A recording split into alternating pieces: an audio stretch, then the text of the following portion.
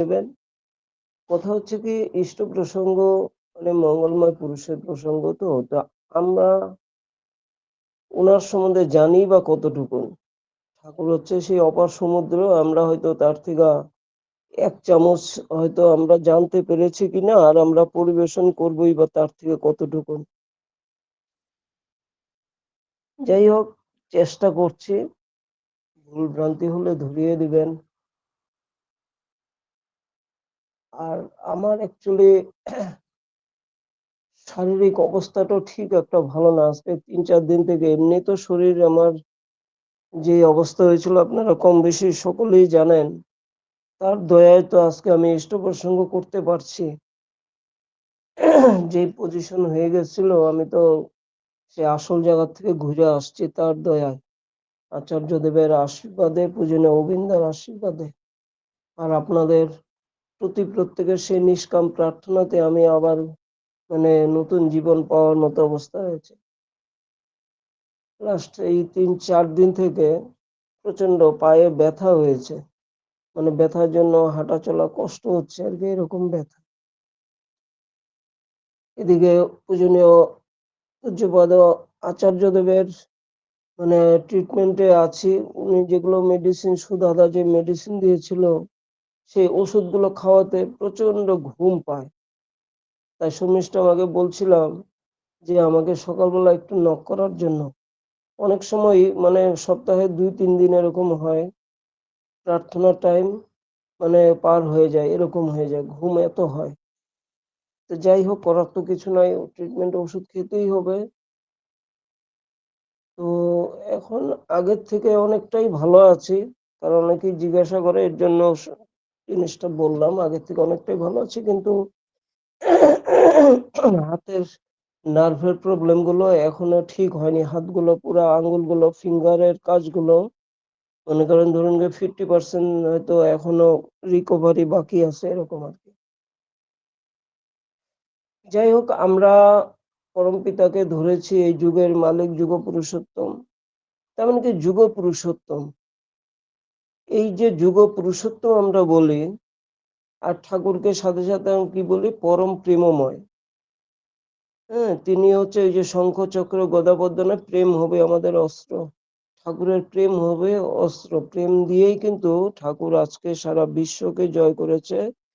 আর সেটা আমরা অনলাইন সৎসঙ্গের মাধ্যমে বিশ্বকে জয় করেছে, সেটা আমরা ফিল করতে পারলাম, বুঝতে পারলাম।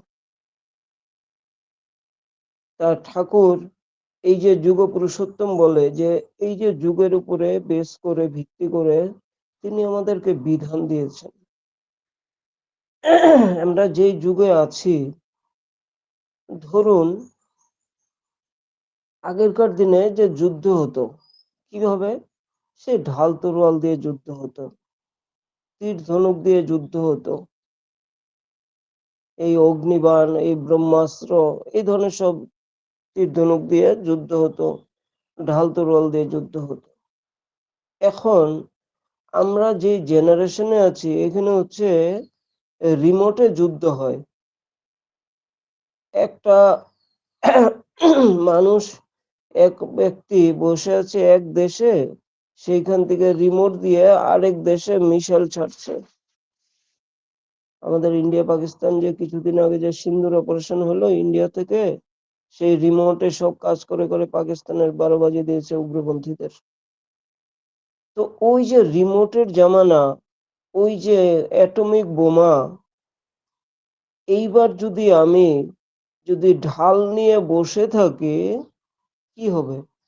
বাস্তবে সেই ঢাল সমেতই আমাকে উড়িয়ে দিবে।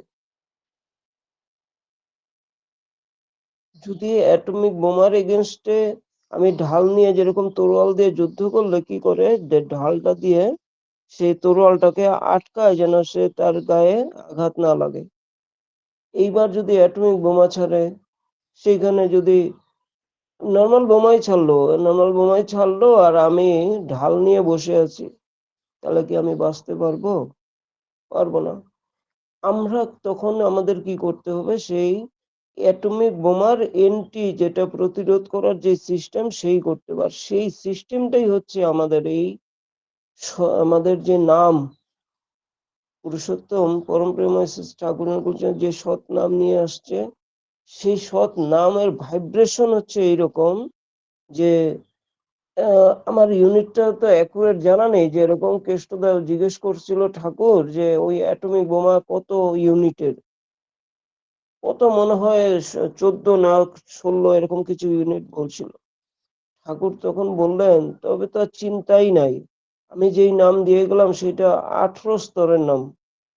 এরকম আমি আমি অ্যাকুরেট জানি না, হয়তো এদিক ওদিক হইতেও পারে, যদি কিছু ভুল থাকে আমাকে জানিয়ে দিবেন। দ্যাট মিনস কি, হ্যাঁ, যে ওই স্তরের যেটা নাম আর হচ্ছে অ্যাটমিক বোমার স্তর থেকে অনেক উঁচুতে। আমরা যখন নাম করি না, আমরা নাম করলে সেই ভাইব্রেশন যে তৈরি হয়, সেই অ্যাটমিক বোমাও নিষ্ক্রিয় হয়ে যাবে। তো একবার ভাবুন যে আমরা কোন নাম পেয়েছি। আমরা সেই নামই পেয়েছি, এই যুগের যেই ধরনের প্রবলেম হবে সেই প্রবলেমটা কি, সেই করোনা বেমারও হইতে পারে, হ্যাঁ, যে কোনো বেমারই হোক, যে কোনো সমস্যার একই সমাধান, জানিস ইষ্ট প্রতিষ্ঠান। আমরা যে ঠাকুরের কাজ যে যেইভাবেই করব, তার সাথে সেই যজন যজন ইষ্টবিধি স্বস্তিনী সজাতার যে যেইভাবেই করি না কেন, সেই নামের গুণে, ওই যে একটা গান আছে না, যে নামের গুণে পাথর ভাসে শোলা ডুবে জলেরে, আর খোরা পাহাড়ে উঠতে পারে। এগুলো বাস্তব ঘটনা, কিন্তু এগুলো সব বাস্তব ঘটনা, এগুলো কিন্তু কোনো গল্প না, একদম প্রমাণিত। এই যে আমি যে অসুস্থ হয়েছিলাম, ডক্টর বলেছে রীতিমতো, আমি যখন এই যে মোটামুটি 1.5 বছরই হইতে চললো, দেখতে দেখতে সময় যেত 1 বছর 5 মাস হয়ে গেল। আমি যখন নাকি প্রথমে আমি কোচবিহারে বক্সিহাটে গেছি, কোচবিহার ডিস্ট্রিক্টে, ওখানে 10-12 দিন ট্রিটমেন্ট করার পরে একদিন দেখি রাত্রেবেলা আমার ভাইরা মেডিকেলের রিপ্রেজেন্টেটিভ, তো ডক্টরদের সাথে ওর একটা খাতির আছে। একদিন রাত্রিবেলা দেখি ঘরে কান্নাকাটি। তা আমি তো বুঝতে পারছি তার মানে ডক্টর হয়তো ভাইরাকে কিছু বলছে, ভাইরা হয়তো আমার শালীকে বলছে, হ্যাঁ, শালী হয়তো আমার আবার বউকে বলে দিছে। বলছে, আমি বুঝতে পারছি, আমি ওদের জিজ্ঞেস করিনি, আমি বুঝতে পারছি ডক্টর বলছে যে বেমারটা তো ভালো বেমার হয় না, এই জিবিএস বেমার হইলে এভারেজ মানুষ বাঁচে না, এভারেজ মানুষ বাঁচে না, আপনারা ইমিডিয়েট শিলিগুড়ি নিয়ে যান, এরকম বললো। তো এই কথাটা আমি কিন্তু জিজ্ঞেস করিনি, ওদের কান্নার স্টাইলে আমি বুঝে গেছি যে হয়তো ওদের ওখান থেকে কোনো ইনফরমেশন আসছে। তখন আমি আমি না শোনার মতো করে, কান্না করলে তো শোনা যাবে, ওরা বা দূরে গিয়া ওরা কান্না করছে, তা আমি ওদের ডাকছি, কি হলো তোমরা এদিকে আসো, একদম বাস্তব ঘটনা, এদিকে আসো, তোমরা তো টেনশন নেই, কোনো কিছু হবে না তো, ঠাকুর আছে তো। আমার মনের কিন্তু বিশাল জোর ছিল, আমার মনে বিশাল জোর ছিল। অসুখ বিসুখ হলে তো মানুষ একটু মনের একটু ঘাবড়ানো, টেনশন একটু আধটু থাকতেই পারে, কিন্তু আমার কিন্তু মনে কনফিডেন্ট ছিল যে আজকে দীক্ষা নিয়েছি আমি, না করে হইলো 40 বছরের উপরে হয়েছে, 42-43 বছর হয়েছে দীক্ষা নিয়েছি। এই 42-43 বছর থেকে ইষ্টভীতি করছি। হয়তো আরম্ভণিতে সে 42-43 বছর আগে 5-7 বছরের মধ্যে, 10 বছরের মধ্যে হয়তো 1-2 দিন ইষ্টভীতি হয়তো মিস্টেক হইতে পারে।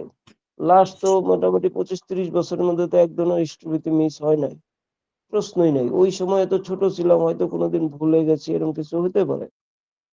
এতদিন যে ইষ্টভীতি করছি, আমার মনে একটা একদম 100% কনফিডেন্স ছিল যে আমি এত তাড়াতাড়ি মারা যাব না। আমি সবসময় বলতাম আর কি, 80 বছরের আগে আমি মরবো না। তো সেদিন আমি ওদেরকে, মিসেসকে ওদের ডেকে বললাম, আমার শাশুড়ি মাকে, আপনারা তো চিন্তা করেন কেন, ঠাকুর আছে তো, কিচ্ছু হবে না, আপনারা ঠাকুরকে ডাকেন, হ্যাঁ, ঠাকুর নিষ্কাম প্রার্থনায় পরমপিতা শুনে, এই যে গুরু ভাইরা আমার জন্য যে নিষ্কাম প্রার্থনা করছে সেটা কি বিফলে যাবে? এটা কিন্তু মানে বহুত বুঝার কথা এটা, যে এই যে এতগুলা গুরু ভাই সারা বিশ্বের, সেই বাংলাদেশ, এই কানাডা থেকে, হ্যাঁ, ওমান থেকে এক মা, হ্যাঁ, রীতিমতো অর্ঘ্য পাঠিয়েছে আমার অসুস্থতার সময়। তো এই যে এতগুলো গুরু ভাইয়ের সেই নিষ্কাম প্রার্থনা পরমপিতা মঞ্জুর করতে বাধ্য হয়েছে। সাথে তো আমি যে ইষ্টভীতি করছি, ইষ্টভীতি তো নিকুম্ভিলা যজ্ঞ সমতুল্য।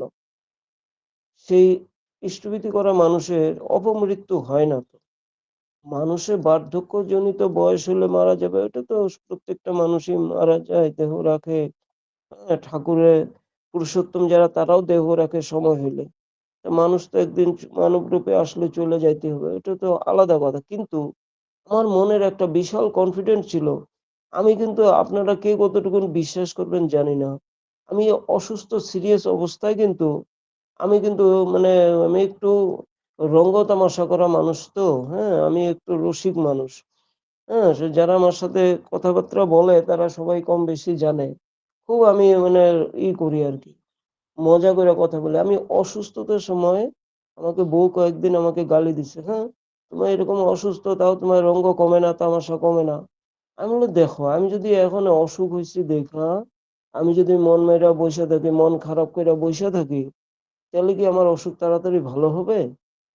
আর যেকোনো বেমারে মানুষ যখন নাকি ঘাবড়ায় যায় না, টেনশনে পড়ে যায়, দুঃখে পড়ে যায়, অসুখ নিয়ে বেশি ভাবে, তখনই কিন্তু সেই বেমারে তাকে অ্যাটাক করতে পারে ভালো করে।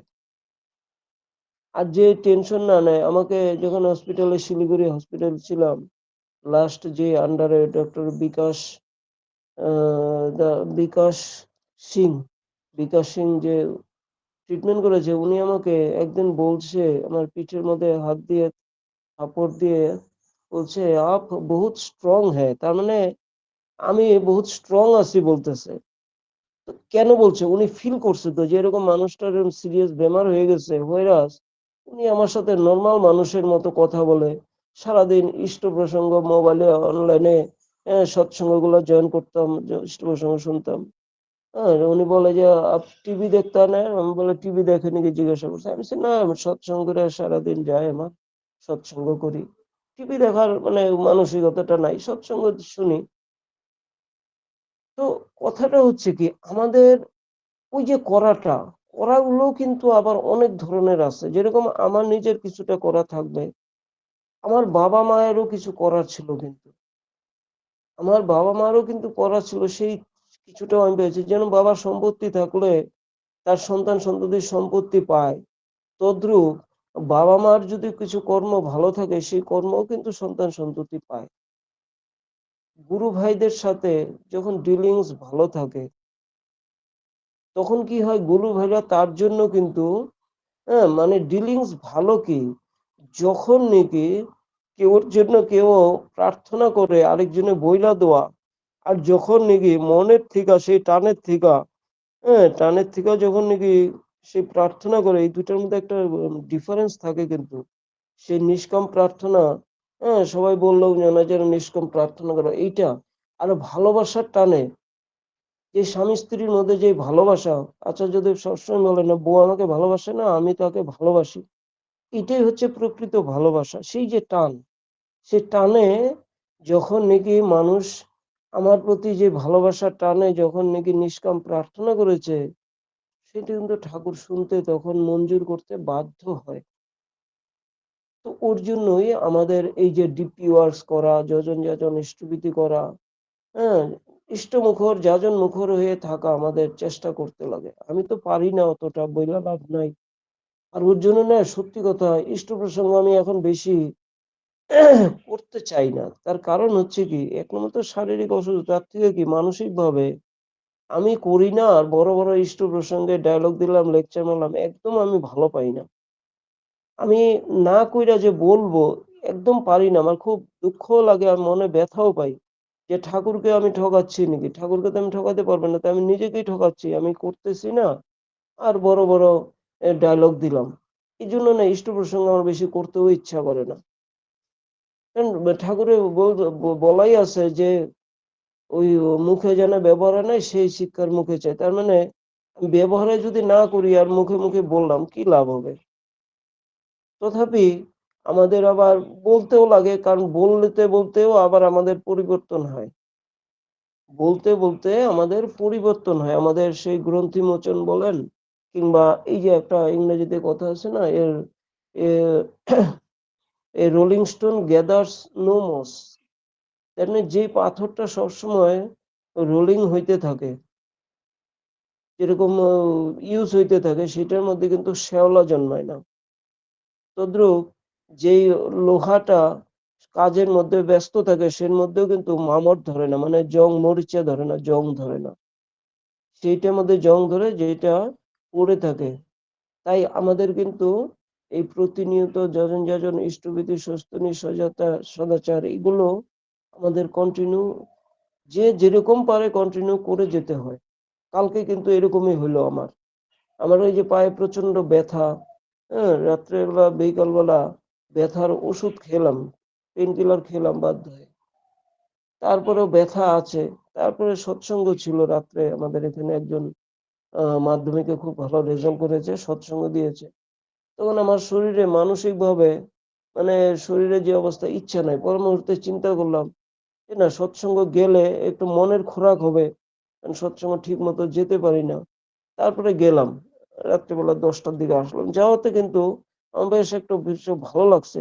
মানে মনের খোরাক কিরকম হয়, এক নম্বর তো ঠাকুরের নাম ধ্যান সৎসঙ্গ করা এটা আছে, আর এই যে গুরু ভাইদের সাথে দেখা, যে এই যে দেখাটা যে কত একটা মনের খোরাক পায়, এটা মানে ফিলিংস, এটা আমি ভাষায় বোঝাতে পারবো না। আমার অসুস্থতার আগ মুহূর্তেই সেই শতবর্ষ উৎসবে গেলাম।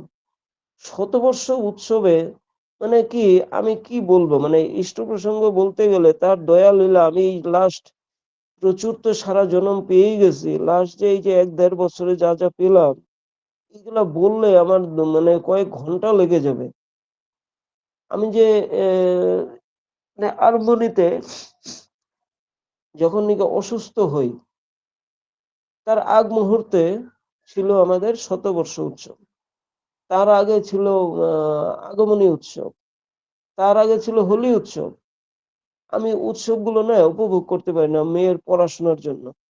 তো মেয়ে হাই সেকেন্ডারি কমপ্লিট করার পরে কি করলাম, ফার্স্ট হোলি উৎসবে গেলাম সপরিবারে। হোলি উৎসবে ঘুরে আসলাম, খুব আনন্দ করলাম। প্রত্যেকটা উৎসবের একটা আলাদা আলাদা আমেজ আছে, তো তো হোলি উৎসবে গেলাম। তারপরে কি করলাম, ওই আগমনী উৎসবে একাই গেলাম, ওরা গেল না, একাই আগমনী উৎসবে ঘুরে আসলাম। একদম সেই দুর্গাপুর টুর্গাপুর সব জায়গায় ঘুরে আসলাম, সেই ইন্দাস মন্দির, হ্যাঁ, ওগুলো সব ঘুরে আসলাম। তারপরে গেলাম শতবর্ষ উৎসবে। শতবর্ষ উৎসবে সপরিবারে গেলাম। পরম পিতার কিরকম দয়া লীলা দেখুন, আমার যে এইগুলা কাহিনী হবে, উনি তো অন্তর্যামী, সবই জানেন। আমাকে রুম দিয়ে দিল, আমার মতো একজন নগণ্য ব্যক্তিরে রুম দিয়ে দিল সেই মনমোহিনী ধামে। আমাকে অনেকেই জিজ্ঞেস করছে, না জানা মানুষ, আপনার কি পাঞ্জা আছে? আমি বলছি, দূর পাঞ্জা, আমার মতো ওই 5 পয়সা দাম না থাকা মানুষ আরো পাঞ্জার গল্প করে। মানে তাদের বক্তব্যটা এটাই ছিল যে আপনার মনমোহিনী ধামে রুম দিছে, আপনার পাঞ্জা আছে নাকি, ডাইরেক্ট বলে নাই, ওইটাই তাদের বক্তব্যটা ছিল। তো ঠাকুর কত দয়াময়, এই যে দয়াল ঠাকুর বলি, পরম প্রেমময় বলি, আজকে তিনি দয়া করে আমাকে মনমোহিনী রুম দেওয়াতে কি হয়েছে, সেই শর্মিষ্ঠা সাহু মা, হ্যাঁ, তারপরে আমাদের সব সেই সুব্রত চক্রবর্তী দা, স্বস্তি প্রসন্ন দাস দা, সব গুরু ভাইদের কয়জনের নাম বলো, সবাই আমার সাথে দেখা করতে আসছে আমার রুমে। মানে উৎসবের এক আমেজ, আনন্দ, আর এই অনলাইন সৎসঙ্গের গুরু ভাইদের সাথে যে পরিচয় হয়েছে, পরিচিতি, সেইখানে আমার ঘরে মানে অতিথি ভর্তি আমার ঘরে। আমার দাদা ফোন করছে, সে আনন্দবাজার মাঠে প্রোগ্রাম হচ্ছে, কোথায় আছিস? আমি বললাম, আমি তো রুমেই আছি। আমি বললাম, আমার এখন সময় নেই, আমার ঘরে অনেক অতিথি, হ্যাঁ, আমার ঘরে অনেক গেস্ট আসছে, এখন আমার কথা বলার সময় নেই। তো এই যে কাহিনীটা কি, যে এই যে গুরু ভাইরা যে আমার এখানে সবাই আসলো আমার রুমে, হ্যাঁ, তারপরে তো সেখানে আরো পরিবেশ, সব ওই যে রেখা কুন্ডু মা গেছে, হ্যাঁ, অখিল সাহাদা গেছে, এরকম সব গুরু ভাই, সব মায়েরা আমার জন্য, বিশ্বাস করবেন যে ভালোবাসা, আমি ওই ভালোবাসায় কিন্তু কান্না করেছি, যে মানুষ অসুস্থতার সময় যে আমার প্রতি যে ভালোবাসাটা দেখাইলো মানুষে, ওই জন্য আমি কান্না করছি। আমার অসুখের জন্য আমি চিন্তাই করি না, যে এত গুরু ভাই আমার পাশে আছে, পরম পিতা আছে, আমার কি হবে, হ্যাঁ। আমার জন্য সেই লক্ষ্মী পূজার পরে হইলো শতবর্ষ উৎসব, আমার জন্য সেই নাড়ু মোয়া, হ্যাঁ, মানে সব, মানে কি বলবো আর, যে উড়িষ্যার অসীম ঘোষ দা, তা এই যে মানুষের যে ভালোবাসা, এই ঠাকুরের সাম্রাজ্যে, এই সাম্রাজ্যেই সম্ভব এই ভালোবাসাটা। অন্য সাম্রাজ্যে আছে কিনা আমার সন্দেহ আছে। আজকাল দিনে মানুষ মানুষের জন্য না কিছু করতে দুইবার ভাবে। আমরা যখন ডিপি ওয়ার্কস কিংবা জাজন এগুলো যাই, মানুষে ভাবে এদের কি ঠেকা লাগছে, এদের কি ঠেকা লাগছে, নিশ্চয়ই এদের লাভ আছে। তখন আমরা বলি হ্যাঁ, লাভ তো নিশ্চয়ই আছে। সেই লাভটা হচ্ছে কি, আপনার যে মঙ্গল হবে, আপনি যে ভালো থাকবেন, সেইটাই হচ্ছে আমার মঙ্গল। কারণ আমার ঠাকুর বলছে, আমার প্রতিবেশী যখন যত মঙ্গলে থাকবে আমিও তত মঙ্গল হব। আর ঠাকুর বলছে, পড়শিরা তোর নিপাত যাতে তুই বুঝে সুখ খাবি, বসে সুখ খাবি, যা ছুটে যে ওঠে বাঁচা উড়াই যে তোর বাঁচার বুঝি। তা আমার প্রতিবেশী মঙ্গল থাকলে, ভালো থাকলে, সুস্থ থাকলে, প্রতিবেশীর সাথে সুসম্পর্ক থাকলে কিন্তু আমার দুঃখের সময় সমবেদনা জানানোর মানুষ থাকতে হবে। এই যেটা আমার ক্ষেত্রে হয়েছে, আমার দুঃখে আমার পাশে সমবেদনা জানানোর অনেক মানুষ, নিষ্কাম প্রার্থনা করার অনেক মানুষ ছিল।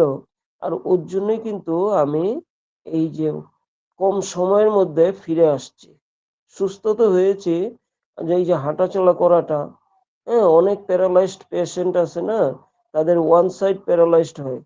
আমার যে জিবিএস বেমার হয়েছে, বলতে গেলে দুই হাত, দুই পা, চার হাত পাই আমার প্যারালাইজড হয়ে যাওয়ার মতো হয়েছে। হাত পায়ের কোনো ফাংশনই নাই। আমি বসলে বসে থাকতে পারতাম না, পিছন থেকে মেয়ে ধরে রাখতো, তারপরে বউ আমাকে খাইয়ে দিত। আমার শরীরের নার্ভের এই পজিশন হয়ে গেছে। কিন্তু ডক্টর বলছে যে 1 বছরের আগে এইসব পেশেন্ট হাঁটাচলা করতে পারে না। আর আমি পরমপিতার দয়ায় 18 দিনের মাথায় বউয়ের সাপোর্টে আমি ডক্টরের চেম্বারে চেক আপ ছিল যখন, 18 দিনের মাথায় মানে হেঁটে গেছে। ডাক্তার অবাক, আরে अब चलना शुरू कर दिया। মানে ডাক্তার আচরিত হয়ে গেছে যে এত তাড়াতাড়ি আমি চলা শুরু করছি। আর এই চলা শুরু করার কারণে মানে এর পিছনে মেইন হচ্ছে কি, 1 নম্বর নিরামিষ আহার। ঠাকুরের নাম দেন তো আছে, এর সাথে লাইফস্টাইল, নিরামিষ আহার। তারপরে হচ্ছে কি, এই যে থানকুনি পাতা, হ্যাঁ, এই জিনিসগুলো কিন্তু ঠাকুর আমাদের বিধান দিয়েছেন। আর আমার রিকভারির পিছনে না অনেক কিছু কারণ আছে। লাইফস্টাইল গুলো কিন্তু আমার এরকম, আমি কিন্তু নরমাল ঠান্ডা জলও কিন্তু আমি খাই না। আর কোল্ড ড্রিঙ্কস, আইসক্রিম তো বহুত দূরের কথা। এসি পারতপক্ষে আমি আমার চেম্বারে কিন্তু আমি এসি ইউজ করি না। গাড়িতে বাধ্য হইয়া এসি ইউজ করি একটু আধটু, যখন প্রচন্ড গরম হয় বাধ্য হয়ে করতে হয়। কিন্তু চেম্বারে কিন্তু এসি লাগাইনি। আইসক্রিম বরফ কবে খেয়েছি, ওই 5-6 থাকতে মনে আছে, ওই 5 পয়সা দামের আইসক্রিম ছিল। হ্যাঁ, শুধু জলের মিষ্টি ভাব আইসক্রিম ছিল 5 পয়সা দামের। ওই 5-6 খেয়েছি। বড় হয়ে তো খাওয়ার প্রশ্নই আসে না। কোল্ড ড্রিঙ্কস কখনো খাই না।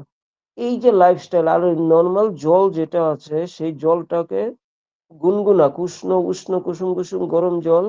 হ্যাঁ, এই ঠান্ডার দিনেও তো গরম জল খাই, এই গরমের দিনেও কিন্তু ঠান্ডা কমিয়ে তারপরে আমি জল খাই কিন্তু।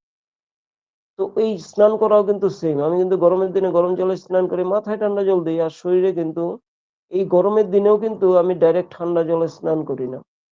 এই জিনিসগুলোতে কিন্তু স্বামী রামদেব বাবা সবসময় টিভিতে বলে যে যখন নাকি মানুষ গরম জল খাবে, তার 50 ধরনের বেমার থেকে সে মুক্তি পাবে।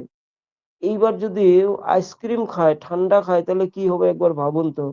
উষ্ণ হালকা গরম জল যদি খায়, গুনগুনা গরম জল বলে হিন্দিতে, তাহলে 50 ধরনের না 70 ধরনের বেমার হবে না, হয় না। তার থেকে রিকভারি মুক্তি পায়। এইবার যদি আইসক্রিম খায়, কোল্ড ড্রিঙ্কস খায়, তাহলে কি হবে? আমাদের শরীরটা হচ্ছে ওই ধরনের, আমাদের শরীরটা গরম থাকতে লাগে। এর মধ্যে যদি ঠান্ডা খাওয়া যায়, শরীরটা খোঁজে জঠরাগ্নি বলে না। এই জঠরাগ্নি মানে, জঠর মানে পেট, অগ্নি মানে হচ্ছে আগুন। আমাদের ভিতরে সেই আগুন ঠান্ডা করলে তখন কি হবে, খাওয়া দাওয়া হজম হবে না। আরো তো অনেক কিছু আছে। যাই হোক, তো আমার সময় বা কতটুকু হইলো। তো কথা হচ্ছে যে আমাদের লাইফস্টাইলটা হচ্ছে সবচেয়ে বড় জিনিস। আমরা যত সিস্টেমে চলবো ততই কিন্তু আমাদের শরীর সুস্থ থাকবে। হ্যাঁ, ঠাকুর কিন্তু ওই জন্যই বলছে যে শ্রী বিগ্রহের মন্দির ভেবে যত্ন করিস শরীরটাকে, শরীরটাকে শ্রী বিগ্রহের মতো যত্ন করতে দিচ্ছে। এইবার যারা সুস্থনি উপস্থিত, যাদের এদের মধ্যে দাদাদের মধ্যে যারা সুস্থনি করেন না, তাদের উদ্দেশ্যে বলছি, দেখুন যে আমরা এই যে শ্রী বিগ্রহের মন্দির ভেবে যত্ন করতে দিছে শরীরটাকে, এবার আমরা মন্দিরে কি মরা জিনিস নিয়ে যাই? মাছ মাংস নিয়ে মন্দিরে আমরা ঢুকি? কখনোই ঢুকি না। কোনো মন্দিরে তো আমরা মাছ মাংস নিয়ে যাব না, না। আমরা শুদ্ধ বস্ত্র পরে স্নান টান করে পরিষ্কার হয়ে তারপরে মন্দিরে যাই।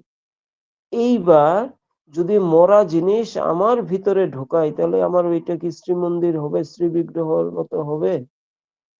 এই জন্য স্বামী রামদেবজি বলে কিন্তু যে এই মরা জিনিস টিনিস ভিতরে ঢুকাইয়া এটা ইসকো শ্মশান ঘাট মত বানাও। মানে মরা জিনিস কোথায় থাকে? শ্মশানে থাকে। আমাদের এই মন মন্দিরটাকে যদি আমরা মরা জিনিস সব ঢুকাই, তাহলে কি হবে? এটা শ্মশান হয়ে যাবে তো।